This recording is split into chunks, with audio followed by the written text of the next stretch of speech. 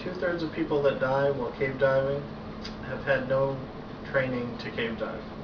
Why is this? We'll go a little bit into this. Hello, I'm Terry. I'm a certified dive master through PADI, and I'm also a certified cave diver. One of the first things to think about is the purpose of this video, and that's to educate those that are not trained to cave dive into not going into the cave. Also, I want to let people know that while there is a temptation to go into these caves, what you really need to understand is there really isn't anything worth going in there that's worth your life. We're also going to go into some of the differences in the mentality and the gear that is the difference between a cave diver and some other divers such as open water. One of the first things to think about is the mentality. An open water diver is trained to either go to their buddy or go to the surface. The surface is always going to be there because since you're got a no decompression dive and you're not going into a cave, you can drop your weight belt, go to the surface, and it doesn't matter what problem you have. With a cave diver, it's not quite so simple. One, you don't have a weight belt to drop, and two, your way to get out is pretty much the same way you came in. So that's definitely some important things. Another way is to look at the gear. There are very different types of gear. Right here on our right is the open water dive set. You've got a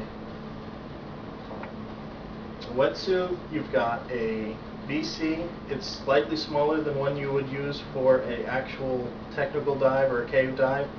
You'd have one 80 cubic foot of air, and you're also going to have a regular hose and a backup for if your buddy runs out of air. Going over to the cave diving set, one, you're going to have line, make sure you can find your way in and out. Two, you're going to also have a slate so you can talk to your dive members without the use of hand signals. You can just write it down, let them know what's going on. Another interesting difference is when you're cave diving, if your buddy runs out of air, you'll also have this long tube so that they can actually follow behind without having any of the problems associated with having them right there. Whereas if you were cave diving with an open water, they would literally be right there with you. Another thing with cave divers, they'll sometimes carry markers to help mark different lines to show them how to get out. And they'll also be wearing a dry suit. A couple advantages of this is it gives you better, able to keep you warmer in a colder water, and also you can use it as a backup buoyancy compensator in case something goes wrong with your initial one. Because like I was saying, with all the gear that you have, you're actually heavy enough, you're not going to be using a weight belt.